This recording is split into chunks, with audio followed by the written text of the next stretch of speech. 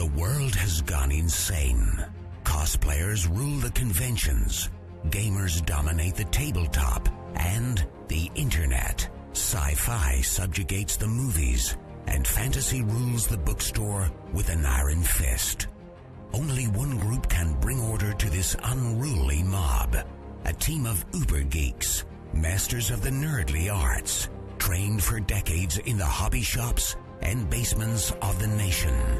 Mobilized by the secret masters, they are the Department of Nerdly Affairs. Hello, operatives, and welcome to the Department of Nerdly Affairs. I'm your host, Rob Patterson, here with my co-host, Don Chisholm. Once again. And tonight, we're getting mystical. We're going to go back into one of our earliest episodes where we talked about the Satanic Panic and some of the whole culture of mysticism that rose up during the 80s and the 90s and kind of was swirling all around like a typhoon. And to help us discuss this, we've enlisted an old friend, Dave Towers, who has a strong interest in, well, mysticism, the occult, and all things odd. Welcome to the show, Towers. Thank you very much. I'm glad to be here. Hello, everybody. Well, we're very happy to have you because, as I said, you've done a lot of research into this topic. And I think, first, why don't you tell the audience about yourself? Sure. So, I guess we'll get into it a lot during the show. But I guess I'm an armchair enthusiast into mysticism, the occult, and esotericism. Probably something I did much more in my younger years, but it's something that's always held a kind of passionate place in my heart. And so here I am. Okay. And so when did you first get interested in esotericism and mysticism? So, it's funny. We had an email exchange, a group of us, and the issue of the Satanic Panic came up, and I was remembering that moment of time myself and what was going on. And I remember initially being quite afraid of it because I didn't know what to believe. And so in an odd way, what I decided to do was try to research it. And so that's actually what started me on this path. I started researching Satanism. And now this was back when you were 16 years old. Yeah, I was 15 or 16 years old. And this would have been about what, the mid-1980s? Yeah, 85, 86, 87, which probably would have been at the beginning of that whole thing, if I remember correctly. I'm not really sure when it started off the top of my head, but in that area, mid-80s, let's say. Yep. So I had started studying Satanism and trying to figure out its origins and where it came from. And of course, you start to trace your way backwards and come across Anton Lavey and what was going on with all him. And then I came across Aleister Crowley. And so I kind of immersed myself in the world of Aleister Crowley a little bit. I became quite lucky early on in my research. John K. King Books is in Detroit for anybody who's in the area. It's one of the best used bookstores in the country of the United States of America. And they get lots of weird stuff. And it just so happened that a large collector of mystic books had died, and all of his collection found their way to John K. King Books. Wow. And so, do you remember this, Don? Yeah, I was just thinking, that hardly sounds ominous at all. Right. So I bought up a bunch of Aleister Crowley books that he had in a whole ton of different books that were there, and bought them for not that expensive, $8-9 a piece kind of thing. I guess at the time it was a lot of money for me, but I bought all these books up and started reading. Because really none of that stuff existed in libraries. Libraries didn't want to carry anything like that. Certainly it didn't seem scholarly. And so I started reading and I started sharing information. We would talk about it on our walks at night. And so as I started to get Aleister Crowley, then the next question, of course, is, where did Aleister Crowley? No, the next question is, what were you taking walks at night for? Were you out looking for virgins to sacrifice as part of your dark rituals? What was the point of these walks at night? So it's funny, I think if you heard that this day and age, that teenagers were walking the streets at 2:00 in the morning, walking around, talking and doing things, you'd think they were crazy. But when we were teenagers, that's what we did on a Friday, Saturday night. Myself, Don, Doak, group of other guys would just go walking, and we would walk for miles and miles and miles. And we weren't up to bad things. We were actually talking about deep philosophy and the meaning of life, the universe, and everything, and all these kind of things. we were actually having really deep debates about things, which again sounds very odd, and I guess people don't give teenagers enough credit. But when we were teenagers, we were capable of all these things, and that's what we were doing. Is kind of bouncing ideas off each other. Sorry to interrupt. It's just that you talk about all these darker cult books and suddenly you're wandering the streets at night. Yes, and so there's some natural connections that the audience might make there. And so I just wanted to make sure they know that you were totally not sacrificing virgins or anything like that. Absolutely not sacrificing anything. I did go on, there was a weird thing that was going on at the beginning of all this Satanic Panic. And it used to be like, I went to a Catholic school and groups of guys be like, hey, let's go. We found a Satanist worship place. Let's go destroy it. And you drive to some guy's farm at 2:00 in the morning to try to find the satanic thing. Now, in my later years, I think, why didn't we just go at 2:00 in the afternoon? Wouldn't it be a lot less scary then? Why did we go at 2:00 at night? It doesn't make any sense, but we were dumb teenagers, right?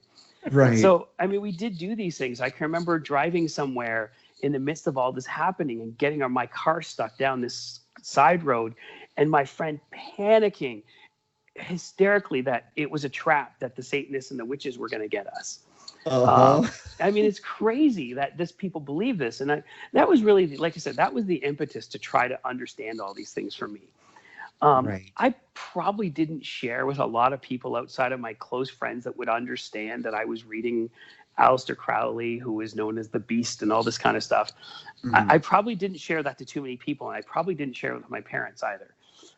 Because I think in that context, how do you understand if you think there's Satanism going on and you're a God-fearing Catholic? It's not so hard of a leap to think, oh my God, my son's involved, right? He's been acting strange lately. And he's been playing that Dungeons and Dragons thing. Well, absolutely, right? Yeah. Exactly. All you'd be doing is living up to the stereotype. Well, you're right. So it's interesting. So we got into that. And then from that, I found the Golden Dawn.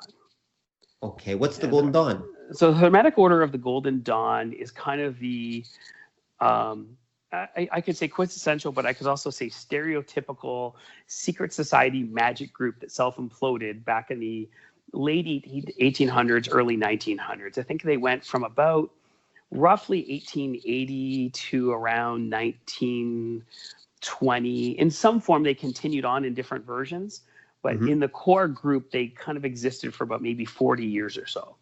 Okay. Crowley was a member, and he was primary reason why the group imploded, because most people hated him. And so it was mainly a group of mainly English people, but there were some Irish and a couple of French people involved that were had its origins in the Freemasonry, which I can get into later on. Right. Had its initial origins in Freemasonry as a side group of Freemasonry, and then 3 guys from that group decided to start their own group, invite people who are non-Masons into it. And so it weighed heavily on a lot of Egyptian themes that were present at that time, because, of course, all the things going on with the Egyptology was huge then. Right. And so it found its way in absolutely into that. A lot of Masonic stuff found its way into it because it's got started by Masons, right? Right. Well, okay, just to pause here for a sec. Sorry to keep interrupting. I mean, I just have this, a lot of this leads to questions, and I want to make sure our audience understands this.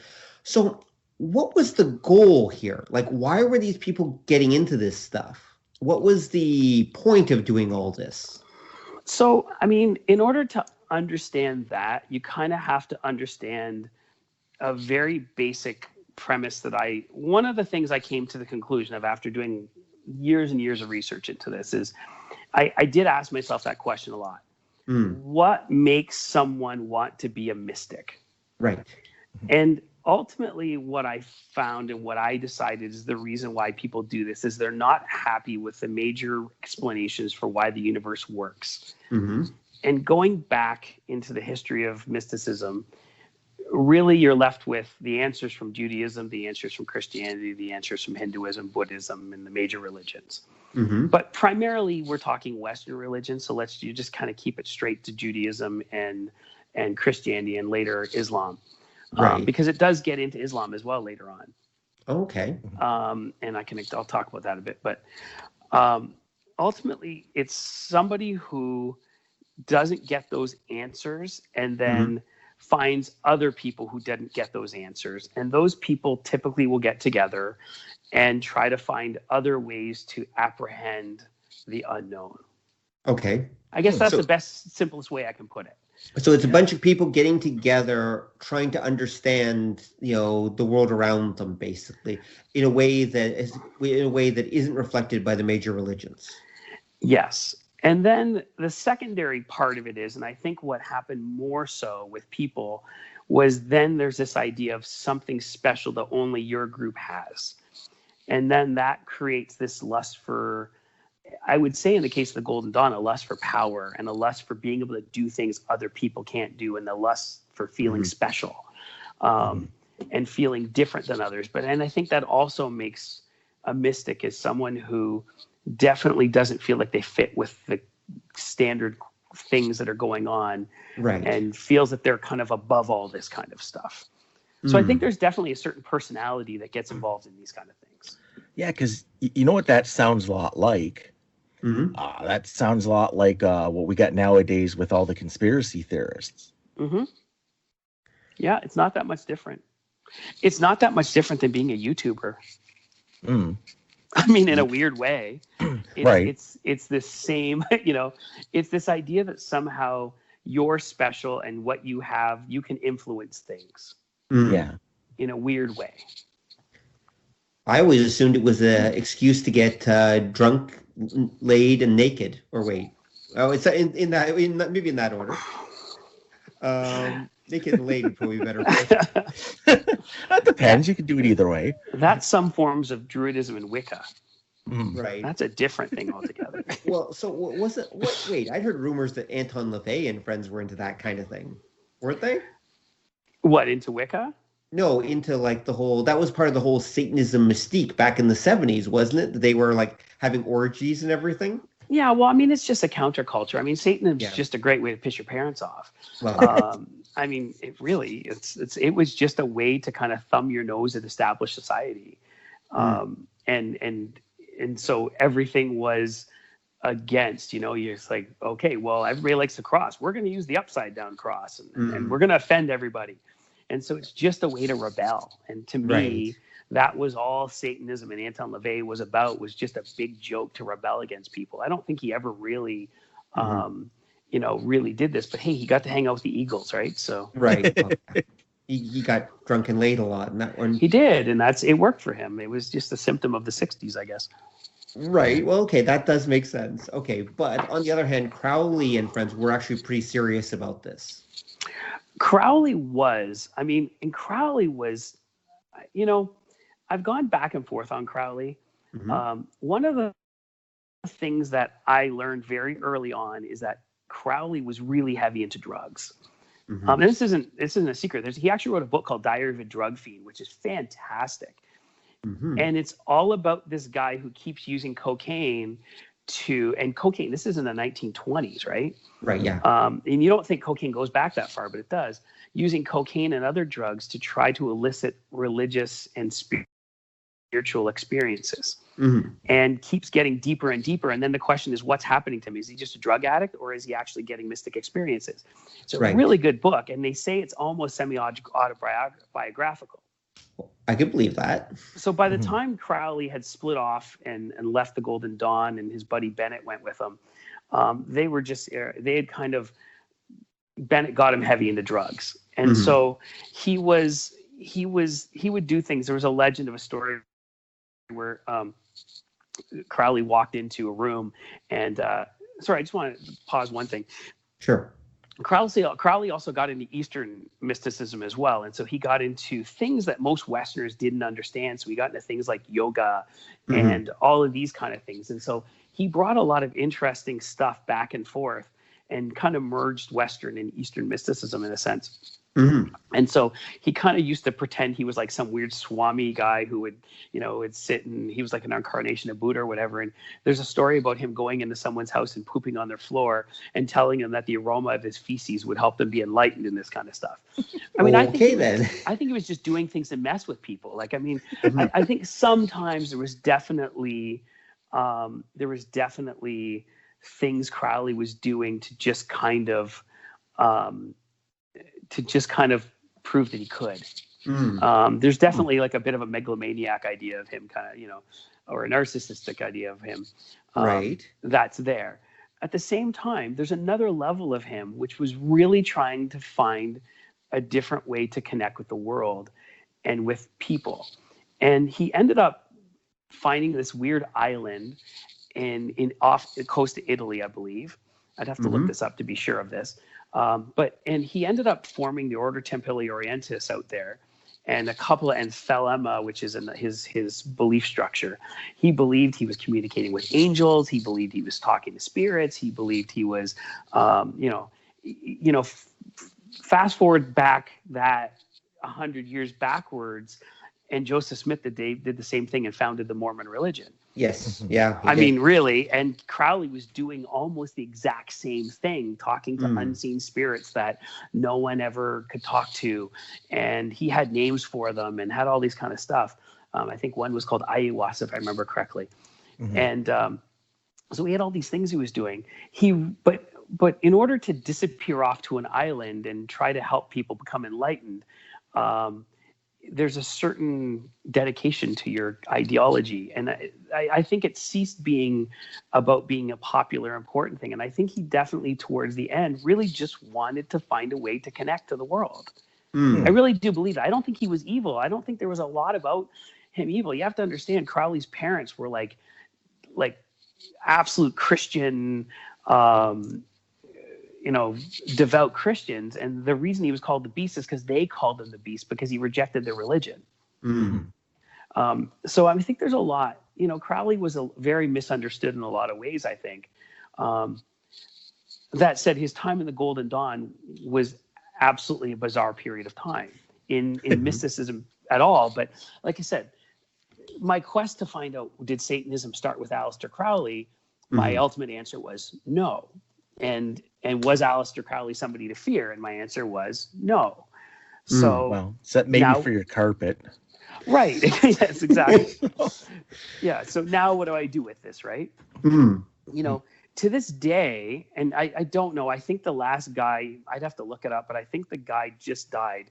But Crowley really wanted this Temple of Thelema and the Order Templi Orientis and all these things to continue going on. Like, he didn't envision them as leaving when he died. Now, he died in 1947, so I mean, he's been dead a long time. But before he died, he told two people that they would be in charge of the Order Templi Orientis. And up until the early 90s, those guys were still fighting over who was in charge of it. Right, of course. I mean, they were just absolutely, like, he told me, there is giant legal documents that exist out there where the two guys list every reason why they believe they're the thing and why they have what they have. And Aleister signed this piece of paper that said I could have it, and the other guy's saying no, I can have it. It's really fascinating stuff when you look at it. But I think Aleister was just kind of a dick. I think he told two people they were both in charge. It's really funny. It's hard to say, right? I mean, it's hard. I think he just wanted to make sure it didn't die. Right. Yeah. And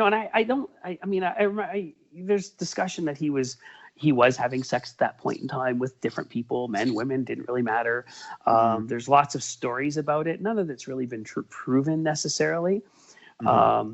But he definitely had a very, he tried to create a new way of looking at things. It was quite interesting. And he did believe in sex magic.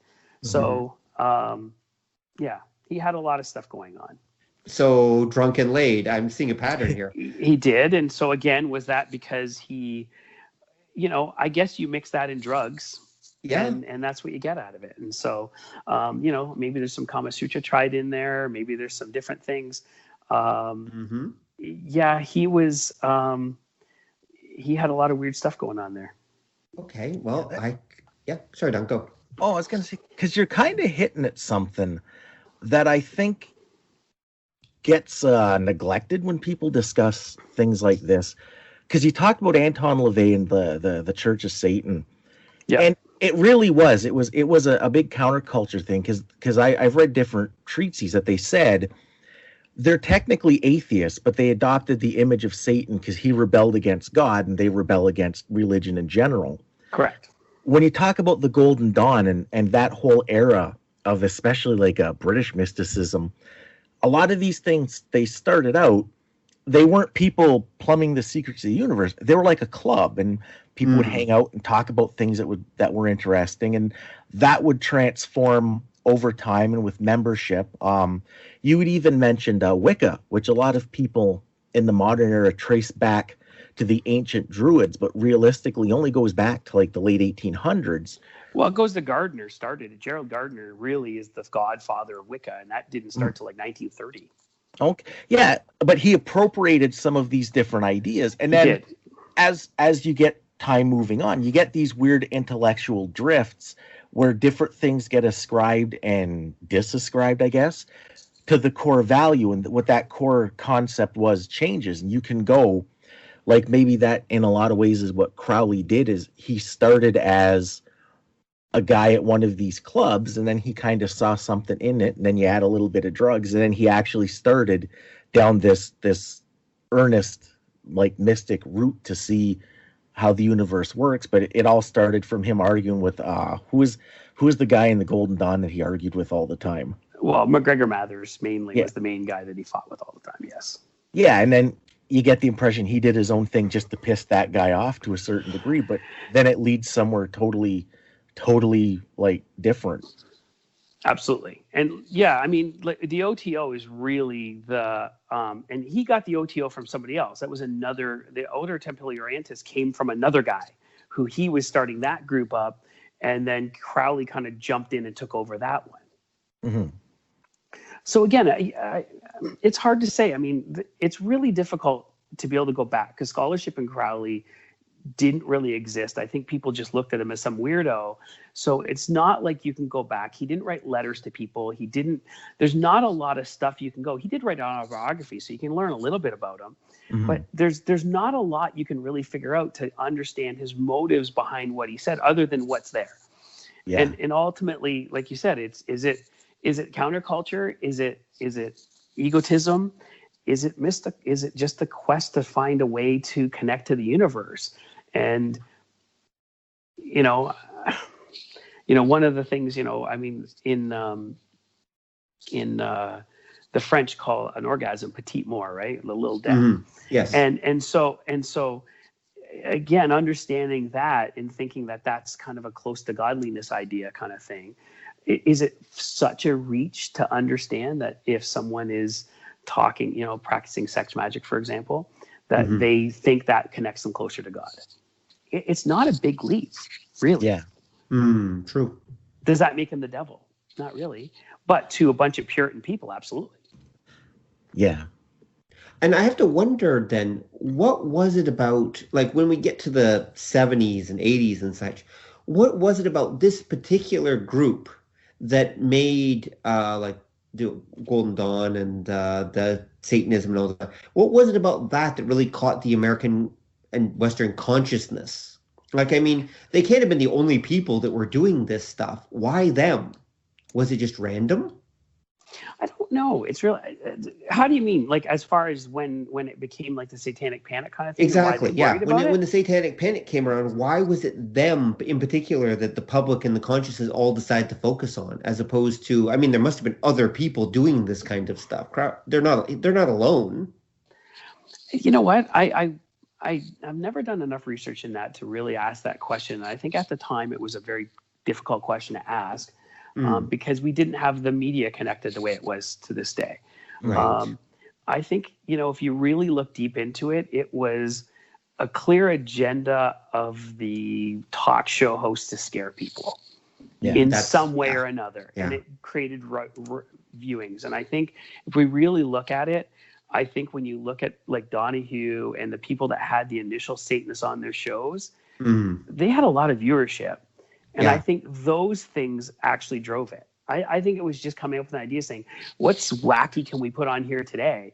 And then you give some counterculture guy a stage and they're going to tell you whatever you want. That's true. And you mix it into things like Ozzy biting heads off bats and all this kind of stuff going on. And some of the imagery that was going on in that period, I think it just feeds into that ideology. Right. Well, I mean, because there was in the 1970s, I mean, even before the Satanic Panic, which didn't happen until the 80s, even in the 70s, there was that whole wave, just waves of belief in mysticism and exploration Absolutely. in our society and that time. I mean, Yeah. we were, of course, too young to remember this or really, know about it, but you can see it was there. Like, I mean, most of the whole devil panic and that, like Satanism panic, a lot of it actually was happening in the 70s. Yes, it was. Yeah, there was Satanism. The Satanic Panic we're talking about was the 80s wave of it, but there was 70s Satanism panics too. Yeah, and nobody really cared about it then. Yeah, well, I think what happened was when you look at the 60s and the 70s, you had a lot of societal changes. Like we talked about that. You had different groups that prior to then it was okay to just kind of poop on and nobody would say anything, but now they were asserting themselves. We had the idea of equal rights. You had the idea of like minority rights. Even the gays were getting a little notoriety, which if you actually remember the 60s and the 70s is a big deal because everybody thought gays were just rampaging murderous pedophiles. And all of these different people, because you had the idea in the 60s of discontent with how society was running. And that came kind of from the young, and part of that was because they didn't want to go to Vietnam and die for a cause they didn't really understand. And when you get to the 80s, like a lot of the mysticism of the 70s, I think it was counterculture. It was the Anton Lavey Satanism. It was people have this need for something bigger than themselves, but they weren't happy with the typical, God is an old guy in a robe with a beard. Well, no, God is nature. God is locked in these crystals. There is no God. And when you get what codifies that into the Satanic Panic was going into the 80s, you saw the Republicans in the states court the religious right. Because prior to then, the religious type stayed the hell out of politics. They thought it was dirty. They wanted nothing to do with it. But they get involved. Reagan gets elected kind of on the crest of that wave. And then that idea, because the media, especially the entertainment media, like the talk shows, which were the YouTube and Facebook of the day, they'll take an idea and they run with it. It becomes what they call the zeitgeist, the general idea. But ultimately it's marketing because you don't want to overwhelm your audience with a lot of different ideas and perspectives. You pick whatever the big thing is, and then you run with it. And then that's what they did because you had this rise in traditional religion, and you also had some counterculture stuff that got entwined with being the opposite, like the Dungeons and Dragons thing. That became like, it originally wasn't a satanic issue. Bothered about Dungeons and Dragons was more a social thing. It was the woman whose son killed himself and she blamed the game. But then everybody would ascribe whatever it was that they thought was bad to it. And at the time it was whatever's not Christian. Same thing like the panic over heavy metal. It didn't start as it's evil and satanic. It started as it's subversive and violent. But then the satanic thing gets thrown in because that was just everything evil that's and wrong and bad we label. And then it gets like what Dave was saying there. The talk shows were a big part because I know Anton Lavey, and especially his daughter at the time, used the talk shows for publicity. So they'd show up and they'd be all dressed and she'd look like Morticia Addams, except I think she was blonde at the time anyway. And they would espouse their thing and it'd be like, boo, you suck, boo. And everybody at home that was like fed up with, like the oldster kind of thing and looking to rebel and go, yeah, look at how pissed off the old people are. I'm going to do that. And then it blows up. It becomes a self-fulfilling prophecy. As an example, I go with like the metal route. It wasn't until after we found out it was satanic that you had groups like King Diamond and Venom that would play up that kind of angle. Or and Black Sabbath. Well, yeah, but Black Sabbath talked about like the devil, but the devil was something to be feared. But Black Sabbath talked a lot about God. There's songs about being saved. I mean, they have absolutely songs about being saved by God, and the only way you're going to survive is by Jesus. I mean, they were not. It's funny. In imagery they were satanic in a sense, But in actual reality, they were anything but. Mm-hmm. Huh. But it very, very Christian. Yeah, but it gets sucked into that idea, and then once you're painted with that brush, there's no turning back. Right. It's also marketing. It is. It's marketing. Yeah. And I guess, well, but that makes sense, actually. Yeah, that would be their counter. Like, no, we're singing songs about Jesus, even though we're doing that. Of course, they're talking about the Savior, but which Savior is it? I'm kidding. Yeah, no, fair enough. You're right. I wish I could think of the song off the top of my head to tell you what song it is, because it's absolutely, listen to it sometime and you'll go, what the heck? I didn't know Black Sabbath sang about Jesus.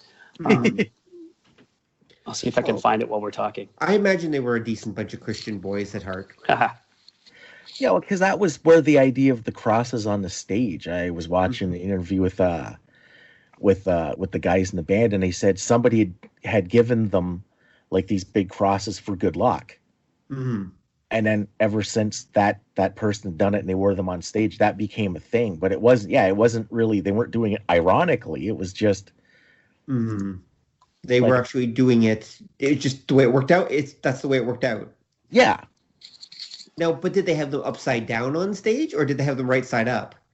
I think they had them right side up. Yeah, I don't remember the Black Sabbath having, because the upside down thing, like I say, that sort of comes later after you get the hearings and that, because before the PMRC, music had to kind of toe the line. Like, I could be like all scandalous, but I had to dress it up. And then it was after you started putting the warning labels on things, then the floodgates are open, because I can do whatever the hell I want, as long as I have a parental advisory sticker, whatever, you know. So I found the song I was talking about, by the way, from Black Sabbath, just from context. Sure. So it's a song called After Forever. Okay. Lyrics go, have you ever thought about your soul? Can it be saved? Or perhaps you think when you're dead, you just stay in the grave. Is God just a thought within your head, or is he part of you? Is Christ just a name that you read in a book when you were in school? When you think about death, do you lose your brain? Do you keep your cool? Would you like to see the Pope on the end of a rope? Do you think he's a fool? Well, I have seen the truth. Yes, I've seen the light. I've changed my ways. I'll be prepared when you're lonely and scared at the end of our days. And the chorus is, could it be that you're afraid of what your friends might say if they knew you believe in God above? They should realize before they criticize that God is the only way to love. Well, that's a a Black Christian Sabbath song. That's not even a debate. Okay. So there you go. Just a little context. Now, was that one of their first songs, or did that come later on? When did that come? I want to say that was around 76, in that area somewhere. And because I'd have to wonder, I somehow don't suspect that comes from the Ozzy biting heads off bats days. Well, Ozzy bite his heads off days was after that. Yeah, that's my point. Yeah, that was after that. That's my point. There's a certain point where they shifted and they basically, hey, this Satanism stuff sells tickets. All right, sorry, then. That was 1971 that song was on. Wow. So that's got to be one of their early albums. Masters of Reality, actually. Okay. So it's their third album, I think, third album. Yeah. Okay. So that's not super early, but it is early. Okay. Yeah, absolutely. There you go. Just a little thing. So, again, it's what are people presenting versus what they're doing. And again, you got to listen to what it is, right? So I like, it's an interesting pathway when you kind of look at it all and how it all develops. And when you go back and look at Crowley and you see where he got his influences from, and then you start to go backwards, I think what you start to see is a lot like Don said, the history of mysticism is about a group of people collecting together for some specific reason that really no one else knows about. And I think the difference between what happened with the Golden Dawn when 20 or 30 or 40 people got together versus what happened in the 80s is we had media then. Yeah. And people knew about that stuff, and nobody knew anything about the Golden Dawn when it was happening. Yeah. Right. There were some famous people in it. I mean, W.B. Yeats was one of the members of it. There was a number of other people, Arthur Machen, Bram Stoker briefly, apparently, and some other people. But they didn't walk around going, I'm a member of the Golden Dawn. They did it as a kind of a secretive thing themselves. Right. And the only reason we know about it is because some of the members later on talked about it. Yeah. Yeah, because I think when you talk about how hard it was back in the day to find anything on Crowley Net, I think it was because a lot of these different groups, it was if they were still in like the boys club area, you didn't want people knowing what you were getting in, like what you were doing, because you didn't want more people joining. You know, it's the no homers club thing, I guess. Yeah. And then when they started down the more mystic or more scholarly routes, it was that idea you didn't want other people cribbing your notes, and it was all very, very secretive. And that's why for a long time you couldn't find info in any of this stuff, because it was all very jealously guarded for one reason or another. Well, and funny enough, I was telling Ainsley in the car that one of I said, I was actually telling both the girls, I said, it's funny, back in the 1400s, you could get killed for talking about this kind of stuff. Mm-hmm. I mean, when you talked about mysticism, if you wanted to talk about something that was not Catholic in Western Europe at any time after the 1400s, you risked your life. Yeah. And I think, and so, I think it became very, you had to be secretive. There was no way you could, and then, you just even into the same problem of how do you come up with a way to talk about things, and not get caught by the Catholic police kind of thing. Yeah. Really. And I think that's kind of the way these things, I mean, there's a reason you're only seeing sporadic people, why you don't see giant groups. It would have been impossible for large groups of people to get together prior to the 1800s. I was thinking about this in the car driving around, and I was, one of the reasons why I think the Golden Dawn existed is because at a time period of the 1800s, late 1800s, you could, that was the beginning of a time period where people actually had free time on their hands. Yeah, very true. Really, yeah, that's true. It's just after the Industrial Revolution, and it's the first time where people actually had time on their hands to do these kind of meaningless things or meaningful things, depending in their head, whatever you want to look at it. Yep, that's true. They had time to be able to get together. Yeah, you're exactly right. They would go to the factories and they would work, and then they suddenly, depending on what class you were and everything, you actually had some leisure times. You could actually think about stuff like this, and you had books all over the place and magazines. This was a great age of publishing that most people don't realize either. And literacy. Exactly, and literacy. Exactly right. Yeah. So actually, I wanted to ask you, Dave, where does the idea that the Masons are all connected with mysticism come from? So I can tell you this from two perspectives. First of all, I have been a Mason for 22 years myself. So as a Mason, I can speak to, obviously can't tell you ritual and stuff, but I can speak to what isn't in it. And I'll tell you that from the very basic standpoint, from a Masonry perspective, the actual core of Freemasonry. And so you kind of have to understand that Freemasonry in its initial form starts in 1717 when the Grand Lodge kind of comes into existence.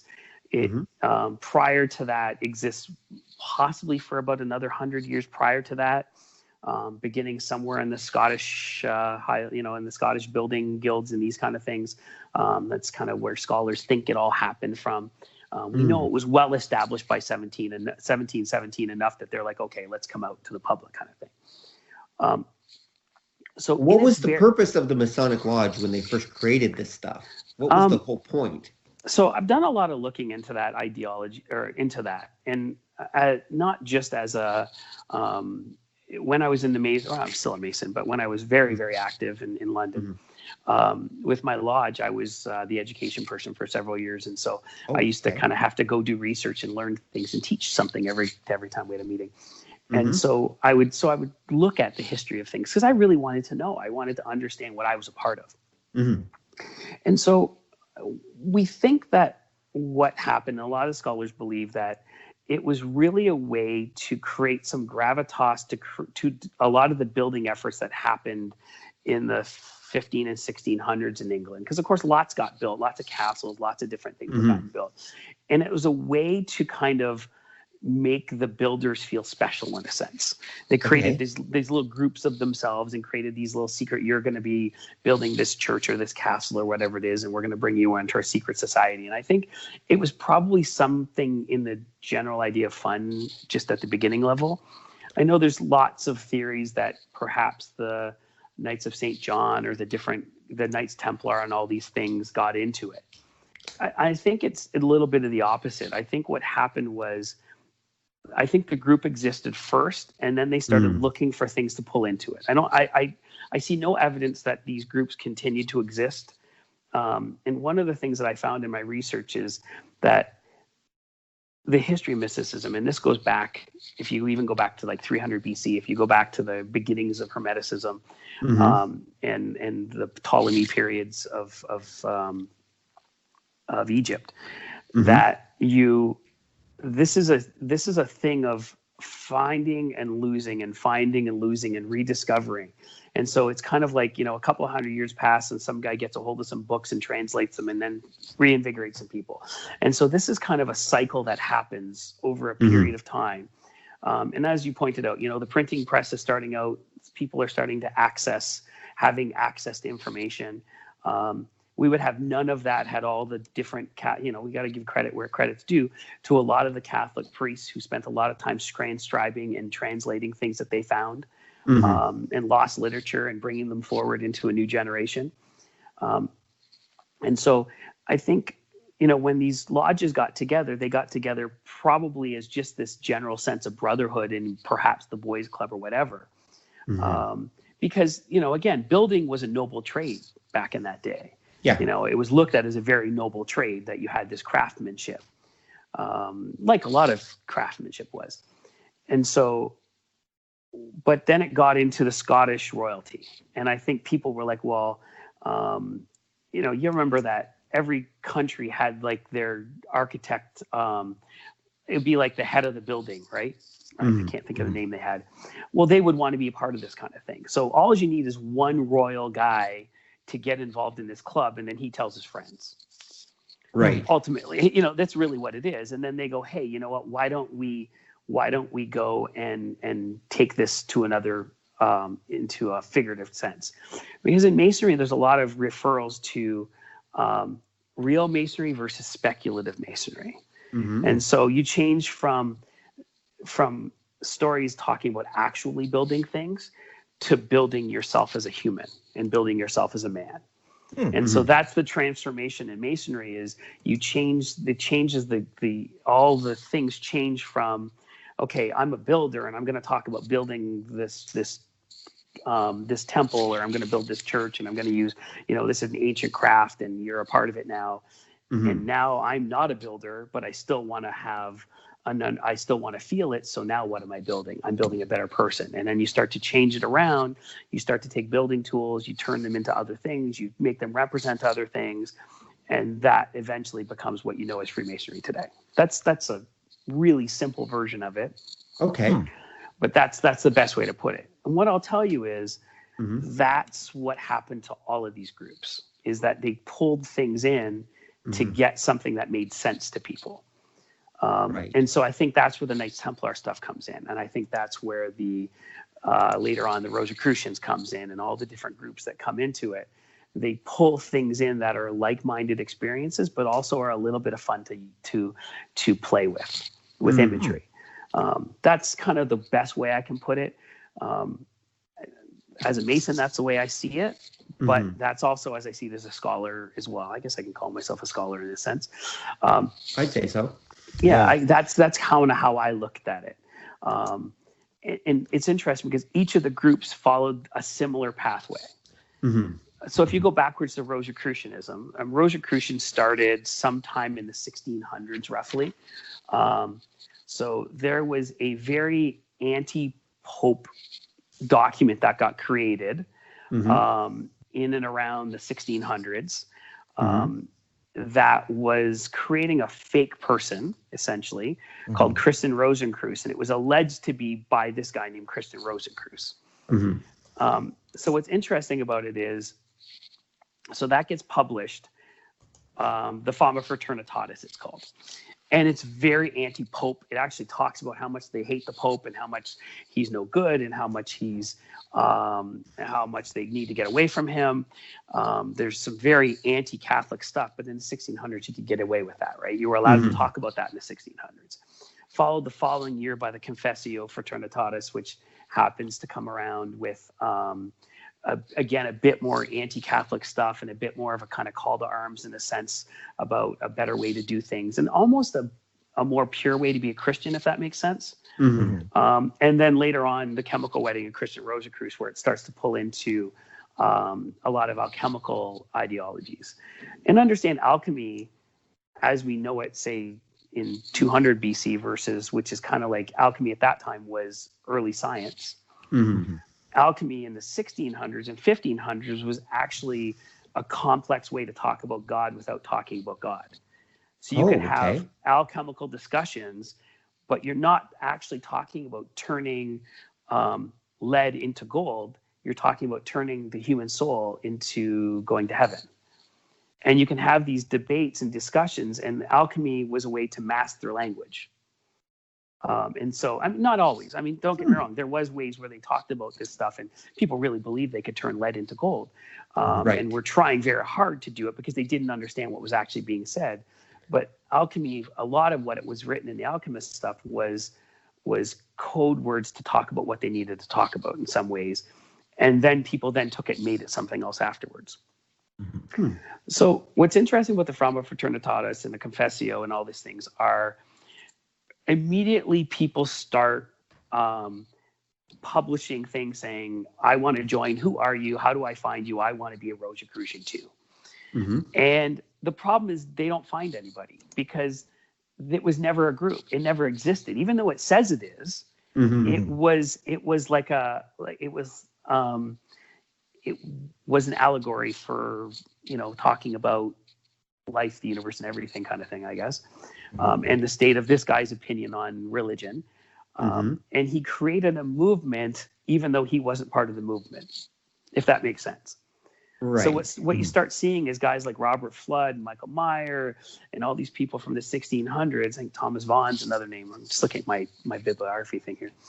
And all of those people find each other, because what happens is they start publishing things saying, well, we think the Fama fraternity or the Rosicrucians are great. We want to be a member. We want to join. Well, guess what happens? They don't find it. And then they find each other. Did you get a hold of them? Did you get a hold of them? I haven't gotten a hold of them. No one's gotten a hold of me. And eventually they found each other, and they actually created the Rosicrucian order out of nothing. So it's a bunch of Rosicrucian fanboys, basically, have create their own fan group that becomes the actual Rosicrucians. That's exactly what happened. And I wish there was another way to do it. They don't even really know who wrote the Fama Fraternitatis. We think we know who it is. There's a guy named Johann Valentin Andrea who they think wrote it, but we're not sure. Yeah, that's what they think. I go with him. Yeah, it's really cool. So that's what they think happened. And so all of these people then went on to kind of find each other. And the Rosicrucians actually went on to become a very long-standing fraternity that still exists to this day in a bunch of different forms. I actually at one point in time talked to the head of, by accident, and I should tell that story later, actually. But because Dawn might remember. No, you wouldn't. I was in London by then when it happened. And so you wouldn't have heard this one. I guess I can tell it now. It doesn't matter. We don't have to go in any concentric order. So again, this just gives you an idea of how different researching is nowadays then compared to now. So I was reading a book, and so there's a group of Rosicrucians that exist, the Rosicrucian order, out of Ephrata, Pennsylvania, I believe they are. And so the Rosicrucian order, they called themselves the Triple Order because they were kind of three different groups that combined together. And so I had gotten some books, and what I used to find in London was fantastic. And, Western doesn't just let you go in the library and take books all the time, but I wasn't even a student at Western, but I wrote a letter telling them why I wanted to be a member of the library. And then they gave me a library card for the purposes of research, which was pretty cool. Yes. Yeah. I felt pretty special. I don't know. It's probably easier now, but back then they were like, you can't take books out. And I'm like, well, what do I need to do to get you to trust me? So I had to make a proposal of why I wanted to take books out. So I found this book, and I think it was from like 1875 or something like that. Nice, good old book. And so I was looking, I was working midnights, and I was reading this book, and I was trying to find out if these people existed. And I called information, again, this is how old this is, to try and find the publisher, to see if the publisher still existed. So here's me. I'm 20-something years old. I'm placing a call to information to find out if the publisher of a book that was published in 1875 still exists. Makes sense, right? Okay. And so they say, yes, we have. They said, so I remember the operator talking to me and saying, I have 2 numbers for that name.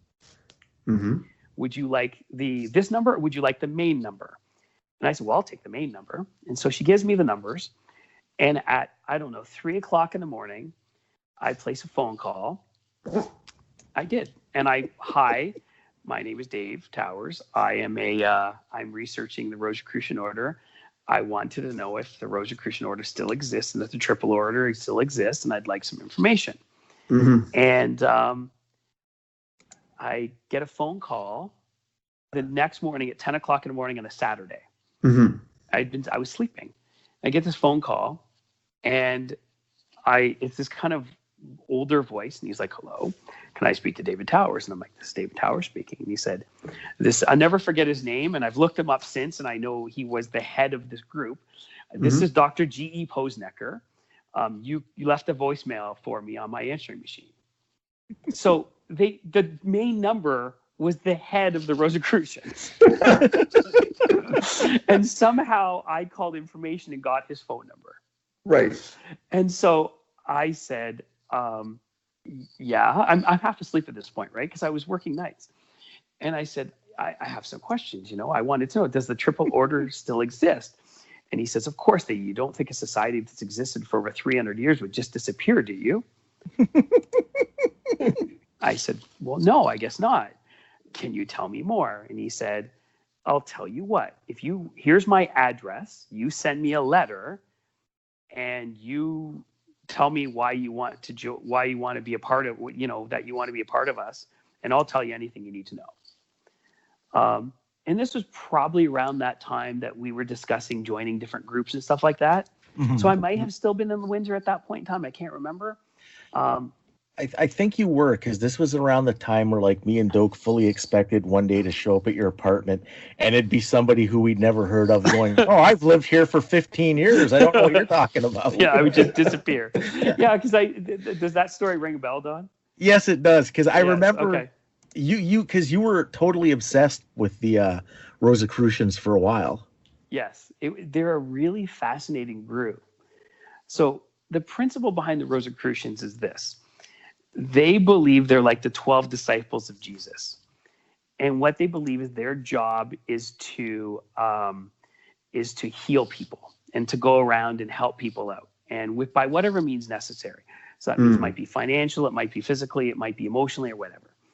And so the idea is there's only 12 members that exist at any given time in the original version of this. And that when one member dies, they replace themselves with a successor. So that's a pretty exclusive club, right? Well, hold on a sec. Sorry to interrupt for one moment. So, but you said this was the result of 3 different groups joined together. So did each of those 3 groups have 12 people? No, but understand that's what the fake. So the Fama Fraternitatis creates this story, right, of these members and these people. And it's a story of them finding this thing, and they pretend Christian Rosicrucian is a real guy and all this kind of stuff. And so the story that he creates is that there's only 12 people. This imagery that he has is this is a secret society where only 12 people exist. And so, of course, the 12 people never existed. They didn't exist at all. And so more people get along. So it never went to a place where there's only 12 people, because way more than 12 people wanted to be a part of this, right? Too cool. So it sounds like what happened is, in the early days of the Americans, people coming to the United States of America, Freemasons and Rosicrucians came to America. So by the time the Declaration of Independence kicks in, and when they write the Declaration of Independence, both Freemasons and Rosicrucians are quite active. However, people know about the Freemasons and don't know much about the Rosicrucians. Rosicrucians kept themselves somewhat secret. The book I was reading was actually about a Rosicrucian who was present at the Declaration of Independence when they were doing all the things and creating this rebellion, and how the Rosicrucians were involved and in the story, a center point of inspiring the revolution to happen and inspiring the Declaration of Independence to happen. And that's what the book was, which is really fascinating. Mm-hmm. And so it really plays up this presence that you didn't know this, but 100 years later, we're going to tell you, and really 1776, 1875, right? 100 years later, we're going to let you know that we were involved in this too. That we know people were Masons then, but you didn't know Rosicrucians were there too. Well, Masons were busy tagging everything with their symbols, so it wasn't hard to know the Masons were there. That's right, and the Rosicrucians weren't. So they stayed in Philadelphia, and they developed. So what's interesting is as they developed in time, the Rosicrucians kind of went in different directions, lots of different directions. So one guy took it to California, another guy took it to California also and put Egyptology into it and changed it into something else entirely. That's the ancient, the AMORC, they call it AMORC. I can't remember if that's the one you or Doak joined. I think that's the one Doak joined. Okay. AMORC, and they were interesting. I found a whole collection of stuff of the treasurer of London, from London, Ontario, or the minute taker. I can't remember. He had passed away, and I found his books that he lived in my apartment building, and someone just took all his books and stuck them in a box. And I was walking out the door one day, and I saw this box, and it was filled with Rosicrucian stuff, and I went, I know what that is. And I took it all, and I read it all. and I got an entire history of what happened in Rosicrucian, because there was a temple and a group chapter in London, Ontario for a long time, starting in the 1940s. And I got the whole history of what happened to that group from reading all these books. Right. Again, very lucky, right?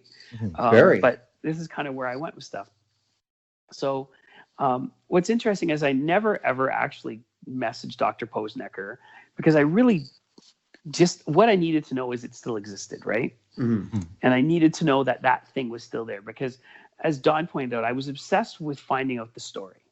I wanted to know where things landed and how things got from point A to point B. So I was really interested in the story of, in 1611, Andrea writes the Fama Fraternitatis, and then he writes the Confessio, and then he writes Chemical Wedding, and he disappears.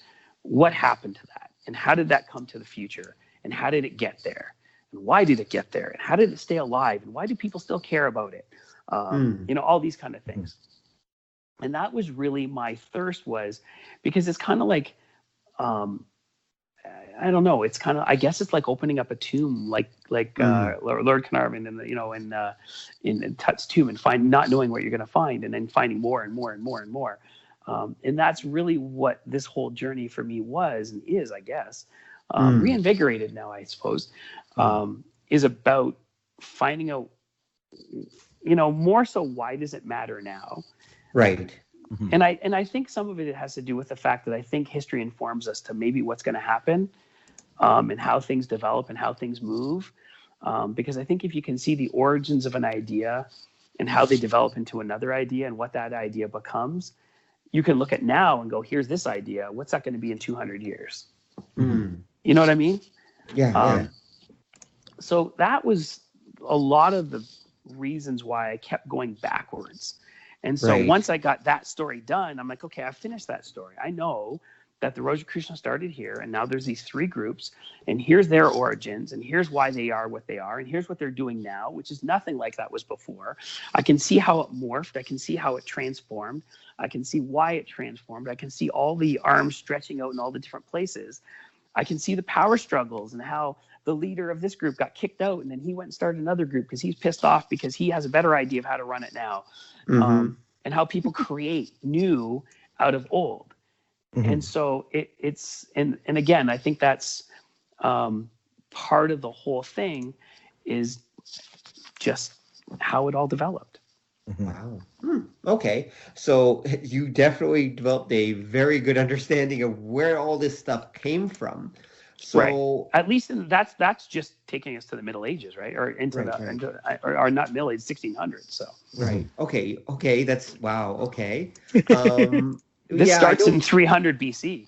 We're not going to go there. That's too deep down the rabbit hole even for this show. Okay, and so this all how does this all come to a head then in the 1970s and 80s with the Satanic Panic? So I think that again, I to put it easily, I mean, I guess it does and it doesn't. How it comes to a head in the Satanic Panic is I understood where all this stuff comes from and how things get warped. Because Matt and Don mentioned McGregor Mathers. So McGregor Mathers, the problem I think you have is that really where it starts is the 1800s, because from all intents and purposes, what you can figure out is that a lot of people made a lot of stuff up in the 1800s. You know, there's a book called a giant 12-volume series by J.D. Fraser called The Golden Bough. And The Golden Bough is kind of like the Bible of magic, if you will. And then you go like into the 1870s and Eliphaz Levi, who is the first guy to turn the pentagram upside down and say, this is the symbol of the devil. And then tells people this is the symbol of the devil. Now, it doesn't exist in anything else. He made that up. So why does he make this up? What's the whole point of it? Because he wanted to be a guy to make it up. So it's really hard to tell. All of the things that that start has origins in some kind of weird obfuscation of facts, where it's all kind of, you take it and you hide stuff from where its origins are, or you blur the lines, or you tell people you found some secret book that no one else had. I mean, Mathers did that. He found this book called Abramelin the Mage. And he made some fake history of this guy and said he found it and nobody knew it existed before. And I think you take all these things and you manipulate them. And so when you go back, if you want to look at just a simple thing, the Kabbalah, which is another influence in all this, absolutely believe that you interacted with demons and devils and angels to get through the gates of heaven to get to God. Like that was codified in that book. I mean, there's actually like pathways and lessons to say you go through this gate and you talk to this guy and this guy's name is this and this guy's name is that. I mean, it's very, very detailed. Wow. And so you take all this stuff and you bring it forward, and it gives it a little bit of gravitas. It gives it a little bit of what's the word I'm looking for here? A little bit of credibility. Yes. Yep. It gives a little bit of credibility to what you're doing. So everything's operating on a portion of truths, or on a simplicity, a segment of truths that go on. And so when you bring it to Satanic Panic, I think what's more important than the Satanic Panic is what happened after the Satanic Panic. Okay. Because when the Satanic Panic went away, we took the devil part out of it, but all this other stuff still stayed around. True. Because, I would argue, Harry Potter is a great example where, we thought magic's cool, right? And this stuff is, and people can, so somehow it morphs from let's be afraid of magic and people manipulating the universe to, hey, isn't it cool that people can manipulate the universe again? And so it doesn't take that long for that to change. And I think when you look at shows like Supernatural, when you look at, I watched the show The Order this weekend, and in the show The Order, there's a group called the Hermetic Order of the Blue Rose. Now, I'll tell you, there's no other group that exists in the history of the universe that is called the Hermetic Order of anything except for the Hermetic Order of the Golden Dawn. So you definitely have somebody going back and trying to take something from the past and bring it forward to give it some kind of meaning and make it sound cool, right? And I remember I watched it and my first reaction was, okay, so if I'm trying to take over the world with my magical powers, why do I grab a bunch of teenagers to do my bidding? That doesn't make any sense. They're like, because they're all selfish and stupid. But that's why in this show, and it's just ridiculous. I was watching it, and there's a part where they're walking down the hall trying to sneak through somewhere, and then their cell phone goes off beeping, and I'm like, "What? You're sneaking? Why are you using notifications? Come on!" Like, silly things like that. But sorry, I'm digressing here. No, continue. So, how did this develop? So in The Order, the entire series is about the acquisition of an ancient book which will provide power to him. It is exactly this. I mean, it's almost like watching my history in a sense, in a different version of things. because Right. that's what history has been acquiring these old books or claiming to acquire these old books in order to access some kind of power, that somehow these ancient books exist that no one else had access to, that gives you magical power over the world. Right.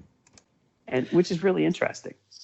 It is. It's interesting when you talk about how symbology changes. I know the idea of the pentagram as Yep. being something sinister.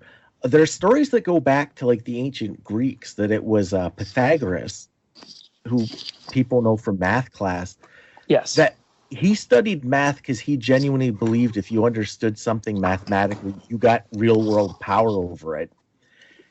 And the legend is they used the pentagram, him and his followers, because it was it's a mathematically significant symbol, and they had it tattooed on their palm so they'd know. They'd show up at these meetings, and you'd be all sneaky about it, and this would be like the secret greeting. You'd hold up your hand, and they'd know it was you.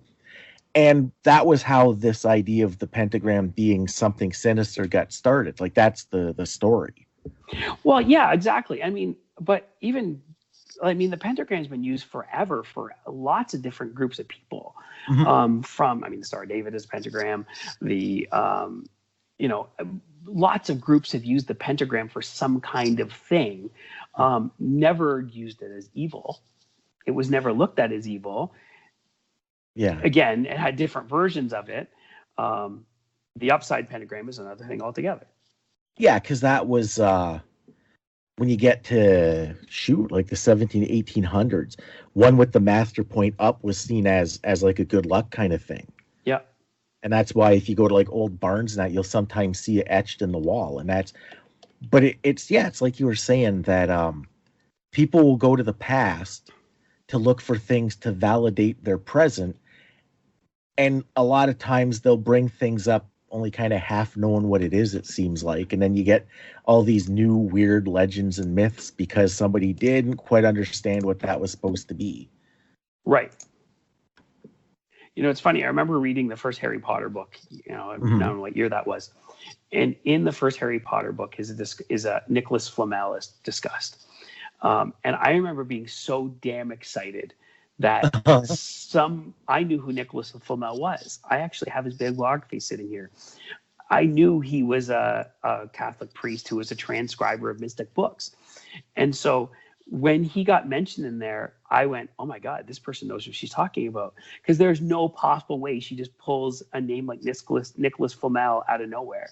Right. She had to have done some research and done some looking into where all this stuff happened and how could things pass on and how could these things exist.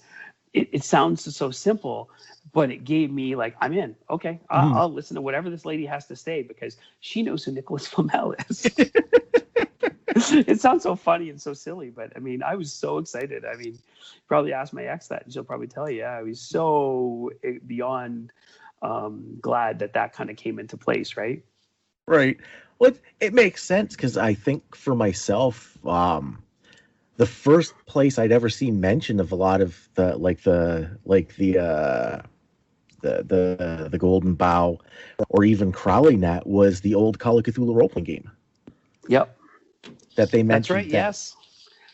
Yeah. And then that was. Oh, go ahead. Eliphaz Levi is a character, apparently. I have to read it again, but when I was looking at things when I was getting ready for this today, that he's referenced by Lovecraft in maybe the Statement of Randolph Carter, one of those ones he's actually talked about. Oh, it was that or the Case of Charles Dexter Ward. Maybe that one that he came up with. Yeah, because that's another thing too that You are correct. It's Case of Charles Dexter Ward. Yes. Yeah, because Lovecraft and a lot of the weird, like the Golden Age of the Pulps writers were into the spiritualists from, I guess you'd say, the generation before.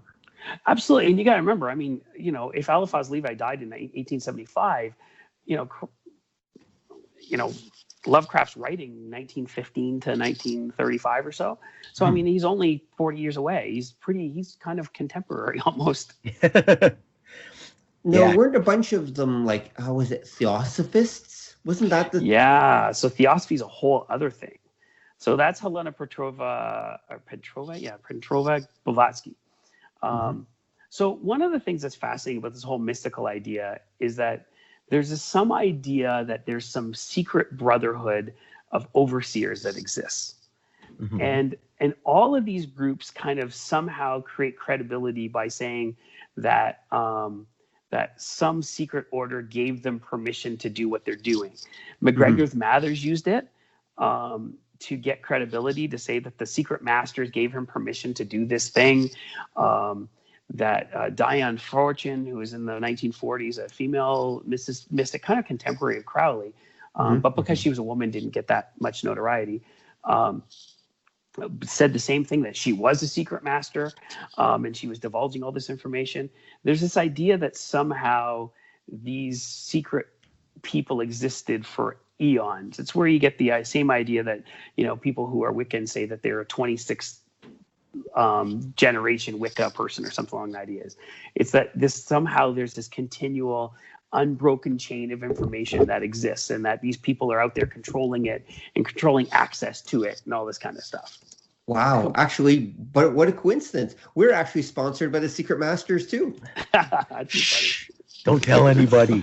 Dude, No, it's in our opening discussion. It is. Yeah, but- You're right. It is. Nobody listens to that. If they find out, they'll revoke our charter. Right. Sorry. I hate to tell you. I hate to burst your bubble on this one. It didn't happen. Actually, if you look at just the very simple train of information that came across, of course, we know what happened in Greece and Egypt, and the merging of information between Greece and Egypt and Rome and all that kind of stuff going around. And we know that the Library of Alexandria was always held up as the place where most of this stuff was. And then it was destroyed allegedly by the Muslim hordes, right? Well, which doesn't come out is the fact that they actually took all the books out before it burnt down. Yeah. So when you look at something like the Picatrix, which is like a Greek version of the Corpus Hermetica and all this kind of stuff, what they did is they gave it to the Muslim scholars and said, Islamic scholars, or I should say Islamic, and said, transcribe this for me. And then there were Islamic scholars of Kabbalah and Hermeticism and all this kind of stuff continuing on. They're the ones who pass it on ultimately to Europe. Transmission through Spain and that kind of stuff. Because when you look at the information, really it was the Islam that kept education going, and while the rest of the Dark Ages was going crazy, they were keeping intelligence happening and keeping science going and all this kind of stuff, and then invited people into their schools to come learn things, and then it transmits over that way. And so that's why you got a big gap of information. I mean, it kind of disappears around 300. Well, that's when the barbarian horde started coming around. That makes sense, 300-400. It disappears completely. All this stuff comes back in the 70s. I think you're. Wait, hold on a sec. No, 500s is when the barbarian. No, you're a little bit. No, because even Islam only starts about 300 or 400. I think you're actually getting confused. I think with because the Mongol horde destroys the Islamic civilization, or pretty much wipes the caliphates out in like 1300. That's when the Mongol horde comes, and Genghis Khan's horde shows up and basically wipes everyone off the face of the planet. When did the Library of Alexandria get destroyed? That's okay. I'll quickly check, but I think that's Google race. Of Alexandria. When did it get destroyed? It got destroyed in where? Quickly to the internet. It was established in 246 BC. Okay, we got that. And when was it actually destroyed? Vandalized, demolished in 391 AD under a decree issued by the Coptic Christian Pope. So it actually does not seem to have housed books at this time. Okay. So, but that doesn't make any sense. It can't be the Islam at that point, because Islam doesn't exist at that point. Interesting. Because Islam, let's double check. I might be wrong, but I'm pretty sure Islam doesn't come around until later. Let's see. Islam 642 is when it got captured. So Alexandria was captured in 642. So I'm off by the second part. Muhammad existed in 570. Okay, or was born in 570. Sorry. So Islam is basically 7th century. So yeah, it was come and gone by then. Like Islam was only just and Islam that was in its original we'll call it expansionist phase. Yeah. So reading this here, just again, some of it that a lot of the sources say that the official destruction of the libraries in Alexandria, because there are multiple libraries. Right. Okay. According to what I'm reading again here. This is old thoughts in my head, right? Is that they eventually said to destroy it by Caliph Omar. But in the other books I was reading and some of the history, that it was destroy it, but take the stuff out first. Yeah. Right. In a sense. So a little bit later in timeline, get mixed memory here. Okay. But yeah, so we call it mid 700s, 600s, 700s in that area. You got it going on. Makes sense. Hits the Catholic priest. Again, I think it's all kind of morphs. I was saying to Don when you were gone, when you're looking at some of that stuff, and I was talking about the show The Order and how they were trying to pull things in. I think it what it shows is that, and I think that the whole thing I learned out of following this mysticism is the history of mysticism, in my perspective, after reading so much, is not unlike a Hollywood TV show, in the sense that it's a whole lot of made up stuff that takes ounces of reality and takes ounces of truth and then turns them into the means of whoever has them in their possession at that moment in time. That makes perfect sense. So you could take that to Satanism and turn that around to how you want it to. You can turn it to just about anything you want. Because in the end, sorry to say in the intro, the secret masters don't exist. That there is no unbroken chain of information. That the Freemasons don't rule the world. Sorry to break your heart. You would say that as a Freemason. Of course I would. This whole thing is a giant Freemason conspiracy to make you believe something that I don't want you to follow. Exactly. You're just trying to throw us all off the track, dude. That's right. I've just completely messed you all up. Well, that hits it kind of, I think, with what you were just saying. One of the big problems that you get with mysticism, and I think like in the modern era leads to conspiracy theories and all kinds of weird stuff, is a lot of what people get out of it and a lot of what they put into it is wish fulfillment. Absolutely. And then that's why you'll get these weird things. And then what ends up happening is, because another good example from history would be like the idea of Atlantis. As far as we know, Atlantis was made up. It didn't really exist. It's from the Timaeus by Plato, that it's one of his allegories. But so many people want it to exist that they can't let it go. And there's a lot of like weird like ideas that come from antiquity that people will keep bringing back, and then they'll just hang on with like a Vulcan death grip, because once you commit your life to this, it kind of has to be true, or you wasted your life. That's true. Although there kind of was an Atlantis, though. Actually, because you got to remember that when is it called not the Elder Dryas, but basically 12,800 years ago, we had a comet strike that hit the North Pole and flooded a good chunk of the Earth, which is where all the flood legends come from and everything, right? So that's probably just talking about that. It just got corrupted over time. Yeah. Well, I mean, this idea of filling in the blanks with information you don't have, with information you want to put in there is not new. Right, this has gone on for generations and generations. It's gone on for hundreds of years, where we just filled in the blanks where there's lack of information. We fill the void. Humans do that all the time. It's our nature. We try. We're pattern finding machines. We're always looking for the patterns, and we're always trying, and we create them where we don't find them. I once read an entire book. One of my least favorite ways of looking at scholarly is people who use phenomenology in their research. And it's very simply put, is phenomenology is everything that looks the same is the same, therefore I'm going to write a book about it. And I'm going to tell you all this stuff is the same. And I once read a book, and the entire book was about why the number 7 was important. And I wish I could take that time back in my life. But I mean, seriously, the entire book, I had 200 pages of all this evidence And finally, at the very end, he says, so you see, number 7 is a mystical number because all these people used it. And I felt so empty after I read it, because I was like, my God, like, so what? Why? What's the point of this? Why did you just waste my time telling me this? I didn't learn anything. I just learned that all these people like the number 7. But how did that access God? How did that access? What did they do with it? Why 7? Why? Oh my goodness. So phenomenology is a really bad thing. And so unfortunately, one of the other things I had to go through was heaping through just reams and reams of people who study that style of thing. I mean, if you look at Dan Brown, what's the Da Vinci Code and those books? Yeah. I mean, really what he's using is a guy who wrote a lot of Holy Blood, Holy Grail and all these books. He's just using his stuff and his theories, which is really just phenomenological studies of everything related to legends of Jesus.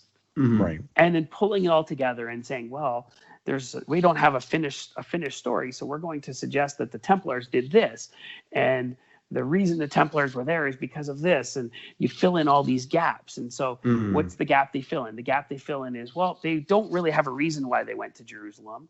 So what did they do? Well, we think they went to Jerusalem because there were only 6 guys. They must have been up to something. They were just stupid 6 guys who were like, we're the best fighters ever. We can fight anybody. We don't care. Bring on the hordes. But instead, they had to have been going for an excavation. Why did they bring a shovel with them? I don't know, because they had to poop and they had to dig a hole to put it in. I don't know. I mean, maybe it's just that simple, right? Right. No, they had to be excavating. They must have found the Holy Grail. They must have brought it back to a church. That is, I mean, this is the way legends create. And the guy who wrote those books, and I can't remember the name off the top of my head, is the biggest culprit of creating a ton of false facts. Because when you read it, I was in university reading these things, and I was looking for footnotes, because I'd go, wait a minute, where did he get the information from? Oh, nowhere. He just made all this up. Because he'd footnote everything he had, and there'd be giant paragraphs of his opinion written in there. And I'd look at it and go, there's no footnotes on this. This is just his opinion. So then you start to learn, how do I that's all garbage. I filter all that out. He's not saying anything here. He's just guessing. He's just making something up as he goes. Now it's just a work of fiction. And so that's one of the problems you run into too. No, I can totally see that. Yeah. But so again, yeah, go ahead, Don. Oh, no, go ahead. So you take that direct bad scholar and bad mysticism and bad stories and false stories, and it becomes one of the best blockbusters. Well, that's the thing. You mix it with pop culture, and then the next generation thinks all that stuff is true because they vaguely remember hearing about it, and that becomes the new layer of truth. Yeah, I mean, look at what's the one with Nicolas Cage, National Treasure. Yeah, it's all about the fact that the Masons have a secret treasure somewhere, right? Right. Yeah. And you're going to tell us they don't, because that's your job. Yeah. Well, Dan Brown wrote a book about that too, right? About this Masonic treasure that exists as well. Oh, okay. Where is it, Towers? I don't know. Sorry, I wish I could tell you. You know, it's funny because the Masons do now have whole groups of. I can say it because I'm not a member of it, but the Scottish Rite is all about Rosicrucianism. Oh, okay. There's actually a degree in Freemasonry called the Rose Cross degree. Oh, wow. And then there's another degree that talks about the Templars. So they inject all this stuff in themselves and take the legend on because it's fun. You know, why not, right? Right. But again, I think that's what happens in modern culture now is now the difference between then and now is we have access to all this information immediately. Right. And so now you can pull out any legend, any story, anything, and you can kind of take it and move it how you want to move it. And I think that's what happens with all these things. Yeah. And as a guy who researched this stuff, it's taken me a long time to not get mad at shows that get it wrong. Of course. Oh yeah, I will ruin shows for people that are about mysticism. And I finally just had to learn to shut up and not care. Because I was watching Sabrina the Teenage Witch, the new version on Netflix. I don't know if you saw it. So the new version on Netflix is all this stuff. And there was this whole section about crossing the universe, crossing over this whole thing. And I started watching it and I was like, I listened to part of what they said and I got mad. And I'm like, this is just, I can't watch this anymore. I'm so frustrated. Like, at least do your research properly. Oh my God. And I was just mad. But then, you know, it's funny. I went back and I watched the second episode and I went, oh, they cleaned up their mistake. They weren't stupid. They were just purposely hiding information. Actually, you know what? They got this right. And I was really impressed. I was really excited because they actually did their research and had a very good connection to some really interesting mystical stuff in there. Oh, so are you actually recommending people watch the new Sabrina the Teenage Witch reboot? It's actually not bad. I have to say, it's better than The Order. Okay, that's and I hate probably to not say that. difficult. You know what? The Order is written by a Canadian guy, best of intentions. It's a teen show, and the problem is I'm not the audience, right? I bet you if I'm 19 years old, I might think it's the greatest thing in the world. Because it's just a different version of Twilight without vampires. It's got werewolves in it. There's a great scene at the very end where they're cleaning up this house, and I saw it and I started laughing because they start carrying out all these artifacts out of this house, and two guys are carrying the exact replica of the Ark of the Covenant from Indiana Jones. And I killed myself laughing, and I love these. And I think I probably have to go back and watch it because I'm sure there's a ton of other stuff. That, and first of all, you're like, why is this in this town? But secondly, it just made me laugh because I was like, okay, so really? What the hell? Because the idea is that this is an ancient group that's collected these things to protect them from bad people, kind of thing, right? But what I was saying to Don was, in the Order, one of the principles is that there's this ancient book that has evil stuff in it that this guy is collecting and pulling together and amassing and stuff like that. So, you know, I think it just all of this stuff just tells you that, you know, when you look at mysticism and, you know, to go back to something you asked me, why didn't I sit down and write this sometime? And I remember I remember, Don, I was talking to Doak about this, and I got to the end of researching all this stuff, and I had all these facts, and I had all this information, and I have this bibliography, and I have all these half-written chapters. I probably have about 150 pages of different things. And what I couldn't come up with, well, what's the point of all this? What do I want people, like, okay, I'm going to write this book, and then people go, so why do I care? Because I can look all this up on Wikipedia right now. So what is the point of all this? And I wonder if sometimes the point of all this is don't take yourself so damn seriously. I mean, really, I wonder if that's all it is, because in the end, why did people do these kind of things? Why do people desperately want to join the Rosicrucians? Why do people desperately want to join the Golden Dawn or any of these groups and be a part of them? And why do they self-implode on themselves when, because inevitably they all do. At some point in time, there's some fight, right? And it's over who's in charge of what and whose idea is better, because they're all just making it up on the fly as they go. And everybody, and so if you have a group of individuals who are rebelling against everything, and so you have this group of individuals who are counterculturing something, inevitably those people are just going to go back to being individuals again. They're not going to want a part of a group, and they're going to want to be separate. And so that's one of the things I think that happens in everything, and it's a theme that plays out again and again in these shows, is that the leader always self-destructs from its followers at some point in time, right? That makes sense. Now let's take a slightly different tack. So, Dave, I have to ask you this. So after you've done all this research and everything and gone through all this stuff, has this made you actually believe more or less in, like, the supernatural itself? Like, you've done all the research about the people who study this, but what about the supernatural itself? Yeah, because a whole other thing is on top of this, I also did research into, like, paranormal activity. Don, you probably remember that too. Yeah. I did a whole lot of research into paranormal activity and whether or not possession and all this kind of, that's a whole other topic unto itself. You know, the first thing I kind of came to, someone asked this question. It's never been asked, and I'm going to answer that part. I'm going to come back to your question in a second. Okay, sure. Cool. I was online on a sharing website a long time ago, and I was talking to this guy, and I was sharing books or something, and some guy from Scotland started talking to me, and I don't know why, we just started chatting. I know he liked something I had, and we were talking back and forth, and he found out I took religious studies, and he said to me, I have a degree in religious studies, and he said to me, what did that do to your belief in God and your belief in the universe? And I said, it's really funny, because what studying everything, because it's really what I did, right? Was it allowed me to rebuild my edifice of spirituality. And it allowed me to build it, instead of having a construct that someone put on top of me and said, here, this is Catholicism, believe this, because I was born and raised a Catholic. I was able to build it brick by brick. Right. And put each brick in place. But I remember what I said at the time, and I said, but I left gaps because I want the wind to blow in and out of it at any time. I don't want it to be a closed off structure. And so I rebuilt my belief in my universal belief structure as a rather porous thing that allows ideas to flow in and out in any moment.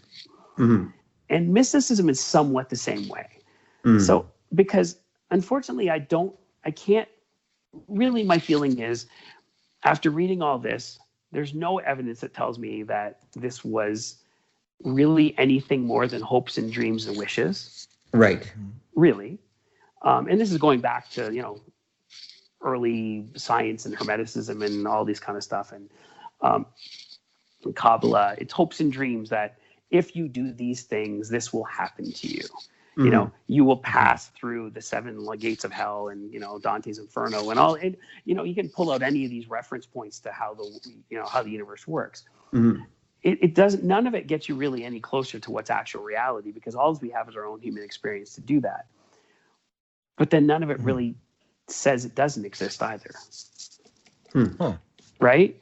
Because, out of human experience, we have a whole lot of, you have a whole lot of thoughts of, you know what I mean? You have a whole lot of ways that you can kind of interpret things. And like I said, for me, I guess in a real basic sense, I don't believe any of this really exists. That's my general feeling. But I leave it open for someone to prove me wrong on a daily basis.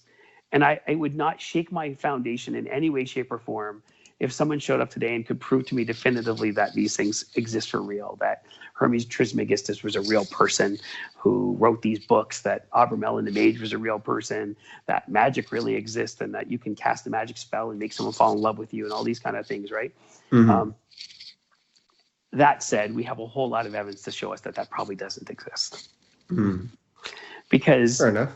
You know what I mean? So it's really hard. It's a hard question and a simplistic answer at the same time, because, like I said, for me, it's all fiction, I guess, in a sense. It's all hope and dreams. Right. And so, maybe I probably believe that about religion in general, though, right? So, that's probably my general stance on religion as a whole. Right. But I didn't come to it from a dishonest perspective. I didn't start as an atheist saying I don't believe in anything. And I don't know if I'm an atheist. I can't say I am, probably. Because I think there's value in human, in trying to find out why we exist and how things work and why they work. And I think that's always going to be a natural human thing. And I think my worry about modern day atheism is that people stop thinking about that. And they stop worrying about why we come from, because out of why we exist and how we exist comes lots of lessons about morals and reality and about who we are and humility.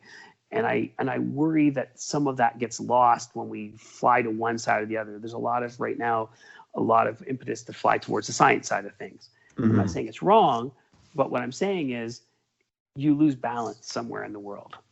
And I think I think what mysticism has always spoken to is a third balance between science and religion. It's like a counterbalance in a sense, because in some ways, a lot of it is a technical approach to how we identify with the universe by marrying the soul and the mind together. Okay. So that's kind of where I sit, I think. Okay. So you never actually encountered anything that you couldn't explain during your research or time? You never had weird stuff happen that you're like, I don't know about that? No, because inevitably you can prove it. You can figure out that it's a story versus reality, right? Mm-hmm. I mean, there's stories that Alan, or I think his name Alan Bennett. Bennett died because him and McGregor Mathers got in a giant magic fight and lost there was this whole story about them throwing magic at each other and all this kind of stuff. And then when you read it, it was, well, they were thinking they were throwing magic. They're sitting in rooms on the other side of the city, and one guy's praying on the floor saying, I'm sending magic to this guy, and the other guy's saying, I'm sending magic to this guy, and then the second guy finally has a heart attack or something along that line. He's like, haha, my magic defeated him. Right. You know, it's easy to say after the guy can't defend himself anymore. That's true. Who's going to, it's this kind of thing, right? So there's been nothing at all that has supported that any of this really is there. Right. In any way. It's a great mystery story to tell, and it's a great mystery adventure to unwrap, but nothing in my research has shown it's any more than, like I said, hopes and dreams. That's kind of weird. I think what you're sort of hitting on with the loss of the mystery for people in general is that we really, really, really want an absolute answer to every question. And when you ask the idea about where do we come from, that's not something we'll ever probably be able to answer. But asking that question is kind of worthwhile because, like you said, it teaches us about who we are. Right. Yes. I mean, the Jewish Kabbalah comes from a want to mysticize a document that became demystified. When you take the Torah and you make it absolute truth of existence, that this actually happened, that Methuselah lived to be 1,000 years, and this really happened. He was 1,000 years old, and you can't debate it because it's literal truth in the Jewish world. Right. Yeah. When everything is true that was written in that book, if you're on the other side of things going, but I want to have fantasy, I want to have something else to believe in too. The Kabbalah comes from a reinterpretation of all that stuff to create mythology and mysticism around the stories of the Torah so that people could dream again and create this and continue to find a relationship. Because instead of just reading a story about a guy who went onto a mountain and found the documents that told them that they were supposed to follow 10 rules, and that they never get to experience those things. And that happens we read all these stories. Well, where's the prophets after, 40, 80? Where did they exist? What happened to them all? Why don't they come around anymore? Why don't we see prophets anymore? Why did it stop all of a sudden? Well, there's probably some good reasons for that. The Kabbalah chose to remystify the Torah, basically. That was the initial ideas from rabbis that were doing it because they wanted more out of their religious experience. And then it kept developing and snowballed itself to create a whole other thing. Right. And by the time it hit the 1200s, it was something completely different with a completely different legend where Adam had a last name. His name's Adam Kadmon in the Kabbalah and in the Zohar. Wow. And so it's something that continues to go. And again, it's just this constant attempt to recontextualize our human experience in a new way. And again, I think that's what mysticism is all about. I think it's really just about how we relate to the world around us. And a fun way of doing it in some ways for some people. And I think that's probably actually a great place to leave this, actually. Sounds good. Yeah, I think that's a fantastic definition. And thank you for taking us on this incredibly interesting and long journey, Dave. I mean, that's we can tell that you know so much about this topic that we probably barely scratched the surface. Yeah, I probably didn't get half the stuff out. I hope I was accurate with what I was talking about. I didn't have much stuff in front of me. It was all pulling from my head for the most part. So, don't worry. It was all coming from the heads of most of the people you were talking about anyway. So it didn't really matter. Well, it's true. You're right. Yeah, if I'm inaccurate, I'm just inaccurate about inaccuracies, right? So exactly. So you're just adding to the inaccuracy, which that's right. Whatever. Any final thoughts, Tom, before we go? Yeah, I think the biggest lesson we've learned from all this is if you're part of a secret cabal bent on world domination, get an unlisted phone number. Definitely. Okay, that's a tip for all you would-be world mystic conquerors out there. Make sure your phone number is unlisted and stay off Facebook. Absolutely. Okay, so thanks for listening, folks. Tune in next time when we'll be talking about something almost as awesome as this. Or maybe more. We'll find out. Good night, everyone. Bye. Thanks for listening to the show. If you'd like to hear more or join the conversation, come visit us at obeythedna.com. You can also find us on iTunes or whatever fine podcast site forgot to lock their back door. So until next time, remember that to master the nerdly arts takes time, practice, and enough Coca-Cola to drop a rhino. See ya!